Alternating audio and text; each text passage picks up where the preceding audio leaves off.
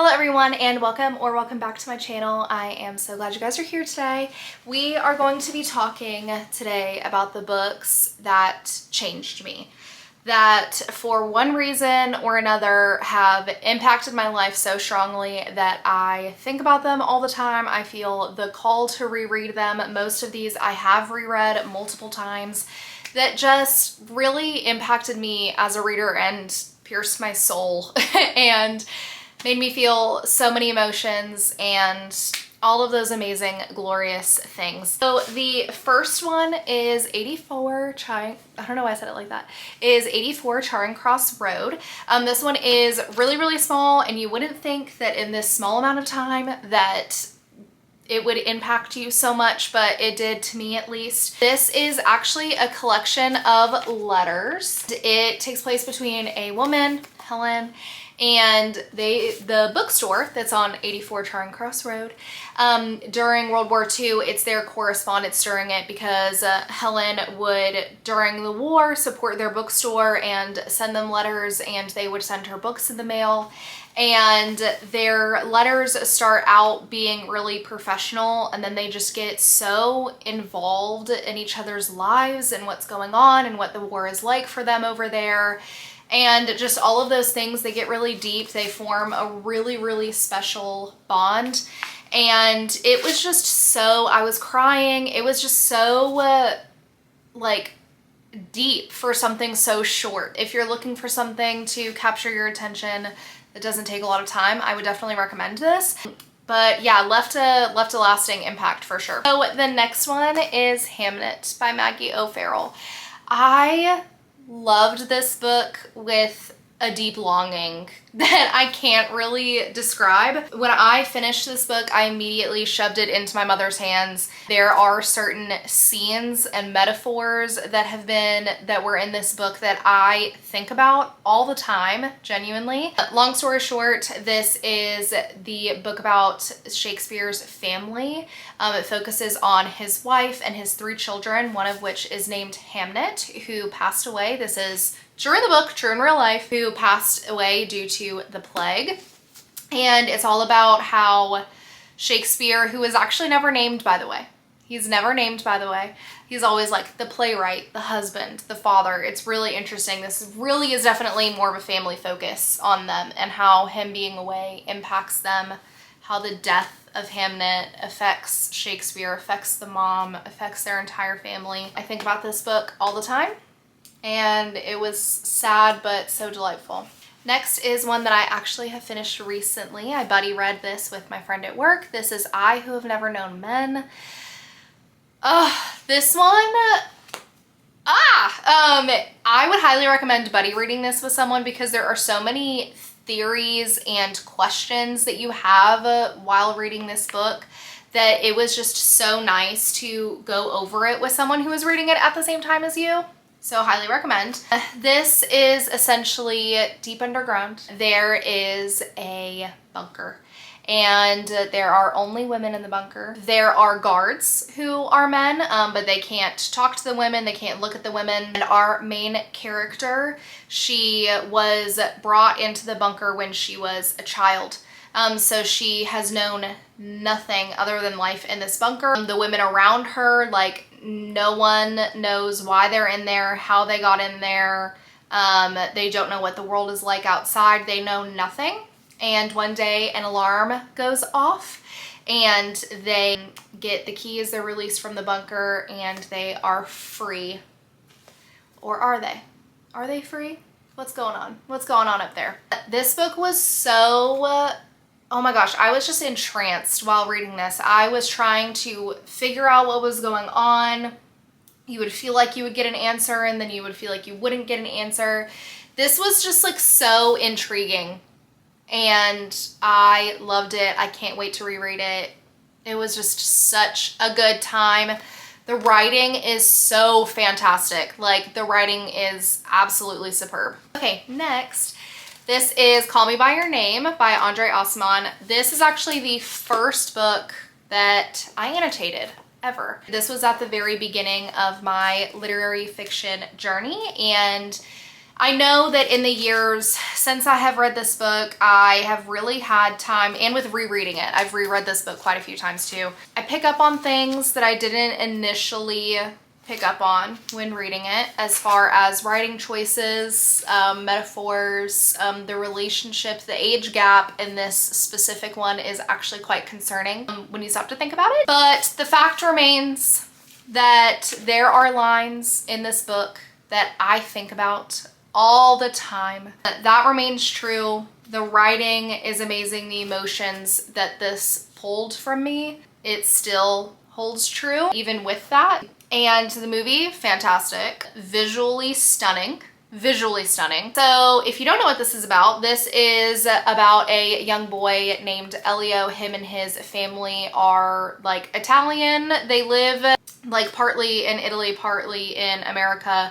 And so while his dad is a professor, and so while he's there, there is a grad student who comes to live with his family for the summer, and a forbidden romance ensues. And there's a lot of yearning. Like, this is class A yearning.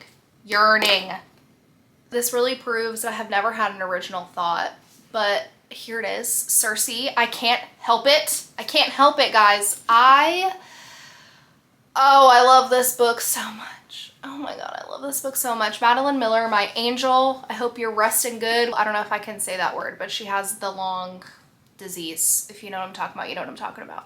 I hope you're resting, girl. But I also really hope you get better, because I need that Hades and Persephone book. Like, I need air, okay? I need it so bad. Guys, I don't think that this and one other one that I'm about to talk about, I don't know why I've been holding them like this a lot in this video. This and another book that I'm going to talk about in a minute have left the most lasting impression on me. I have to read this book once a year because I physically miss these characters and I physically miss this setting. I miss her like a friend that I haven't seen in ages if I do not read this book. I do not know why I connected so well to these characters, but the writing was just so phenomenal. The character work is so good. The setting is fantastic. I think everyone should read it. I think that everyone should read this book. I think it's great if you're just getting into literary fiction. I think it's great if you have been reading literary fiction for years. Regardless, I think it's an amazing recommendation. I want to throw this book at you. That's how much I want you to read it. Essentially, this is about Circe from the Odyssey, actually, of Greek mythology. And it's all about her being on this island, her trying to figure out who she is as a person, as an immortal, as a witch. It's her journey with Odysseus and what happens before, during, and after he lands on her island. Fantastic. Fantastic. Can't say enough good things about it. Freaking read this book, please, dear God. Next is Martyr by Kaveh Akbar. Me and Ray at work joke all the time that we are disciples in the House of Martyr. We love this book. We talk about it with everyone that we can. We recommend it to everyone that we can.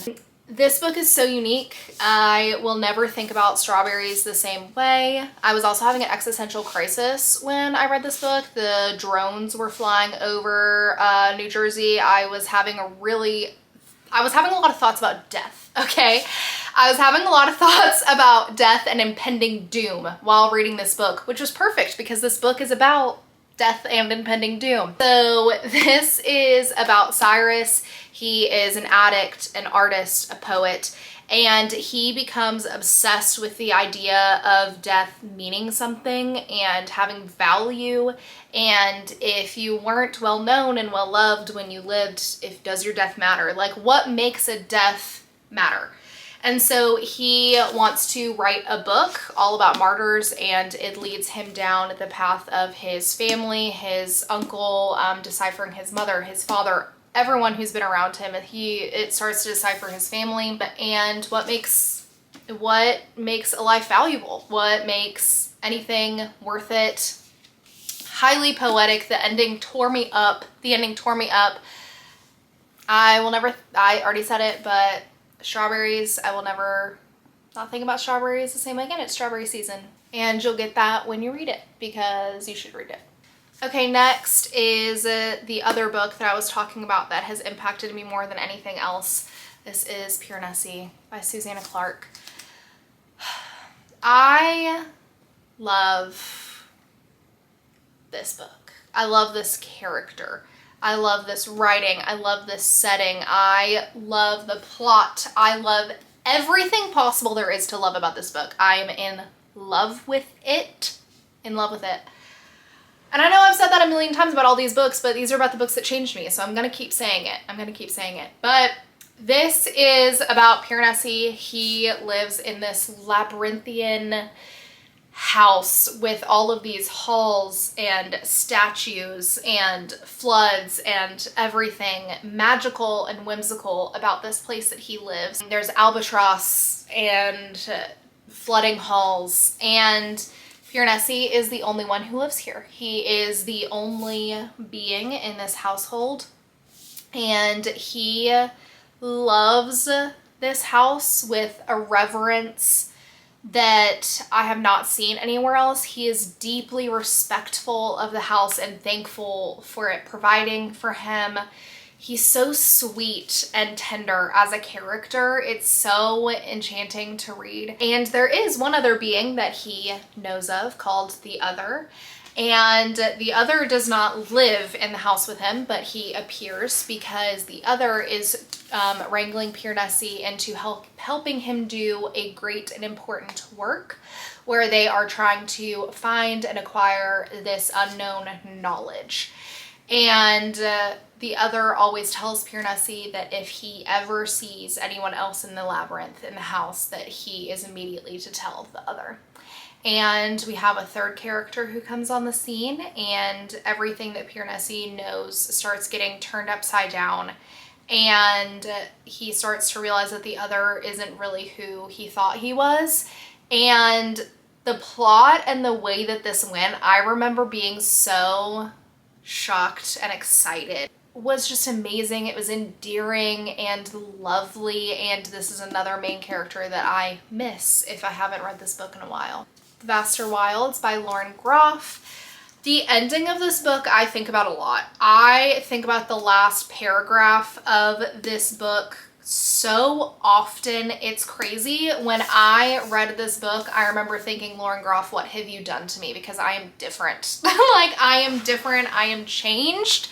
What did you do? What did you put in this? My camera died. Sorry, I don't even remember. I know I was talking about this book. What was I saying? Okay, so I think I was talking about how Lauren Groff takes characters and settings that honestly, normally with any other author, I could care less. The plot of it and the standpoint, like normally I wouldn't care about it, but in her hands, it's gold.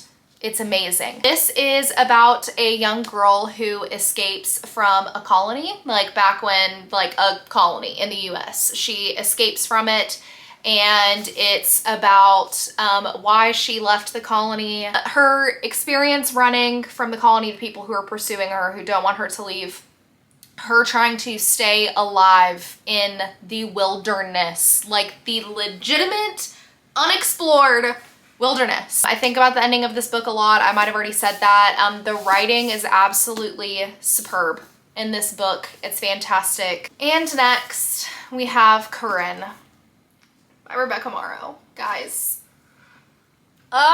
this book, every time I read it, does something to me. Does something to me directly. Pierced in the heart, twist the knife, take it out. This book is about religious trauma and how it affects people. Sounds super fun, right? It's not. It's sad. This book is sad. This book is very existential and reflective and emotive, and this book is about Corinne. She grows up in a unspecified church, like an unspecified, it does not directly say what denomination it is, what religion it is. We can infer the best that we can, but it's not directly said. She grows up in this church in her adolescence. her family has to move in with her mom's best friend, who is also a member of this church. And Corinne starts to explore a relationship with Enoch, the son, the oldest son of this book.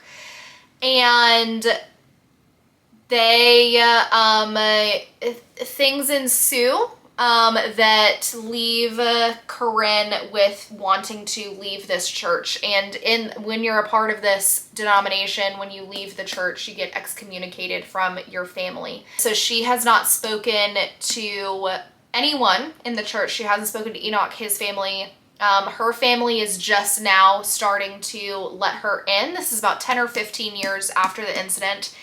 And her family is just now starting to let her back in.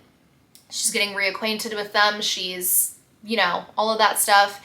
And they are having like a little get together, and adult Enoch, recently divorced, is there as well. And the connection that they share is just too much to ignore. And so they have to navigate this deep religious trauma that has happened to both of them, that is still happening to Enoch. It's all about family, relationships. What do you owe your family? It's so good. It's so deep. The writing is so good. And we don't know who this author is. This is a pen name, okay? This is a pseudonym. Rebecca Amaro is a pseudonym for a New York Times bestselling author. A lot of people think that this is Stephenie Meyer. And the reason, okay, this is, don't hear what I'm not saying, except for I am saying it, so I don't know how to get around it. If this is Stephenie Meyer, her writing has vastly improved since Twilight and the Host. That's why I don't think it's her. People are saying because of the whole like Mormonism of it all, the religious themes that she tried to inflict in Twilight. That's why people are saying this. I don't think this is her. I don't think this is her. I personally, my theory is that Rebecca Amaro is a pseudonym for a ghostwriter, like someone who is a ghostwriter for New York Times bestselling books. They do exist. They're out there. We actually have no idea who our authors are. We actually have no proof that the authors we love are writing the books we love. Terrifying thoughts. Sit with it. It's scary. So yeah, I think that this is a ghostwriter who has written very, very successful books before and wanted to go out on her own. That's my theory. That's my take. If you've read it, let me know who you think it is. That's it. That's what I have for you today. Let me know in the comments a book that changed you, that you think about all the time, that lives permanently in your brain space. Let me know it. Let me know it. And I will see you in the next one.